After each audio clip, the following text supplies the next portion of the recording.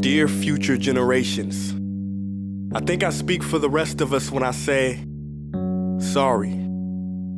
Sorry we left you with our mess of a planet. Sorry that we were too caught up in our own doings to do something. Sorry we listened to people who made excuses to do nothing. I hope you forgive us. We just didn't realize how special the earth was. Like a marriage gone wrong, we didn't know what we had until it was gone. For example, I'm guessing you probably know it as the Amazon desert, right?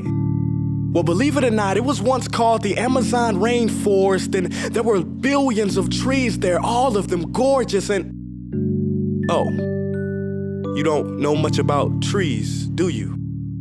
Well, let me tell you, trees are amazing. I mean, we literally breathe the air they are creating. They clean up our pollution, our carbon. They store and purify water, give us medicine that cures our diseases, food that feeds us, which is why I'm so sorry to tell you that we burn them down. Cut them down with brutal machines, horrific, at a rate of 40 football fields every minute. That's 50% of all the trees in the world gone in the last 100 years. Why? For this. And that wouldn't make me so sad if it weren't so many pictures of leaves on it.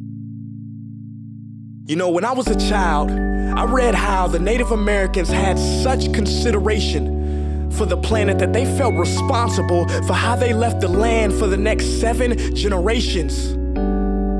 Which brings me great sorrow, because most of us today don't even care about tomorrow.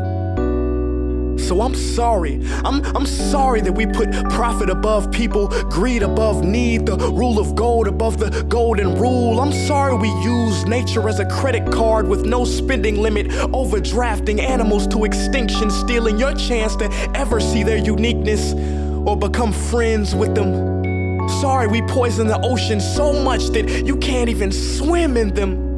But most of all, I'm sorry about our mindset, 'cause we had the nerve to call this destruction progress. Hey Fox News, if you don't think climate change is a threat, I dare you to interview the thousands of homeless people in Bangladesh. See, while you were in your penthouse nestled, their homes were literally washed away beneath their feet due to rising sea levels. And Sarah Palin, you said that you love the smell of fossil fuels. Well, I urge you to talk to the kids of Beijing who are forced to wear pollution masks just to go to school. See, you can ignore this, but the thing about truth is, it can be denied, not avoided.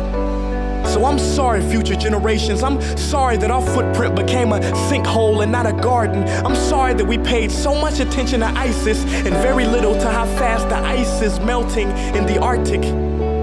I'm sorry we doomed you, and I'm sorry we couldn't find another planet in time to move to. You know what? Cut the beat. I'm not sorry. This future, I do not accept it, because an error does not become a mistake until you refuse to correct it. We can redirect this. How?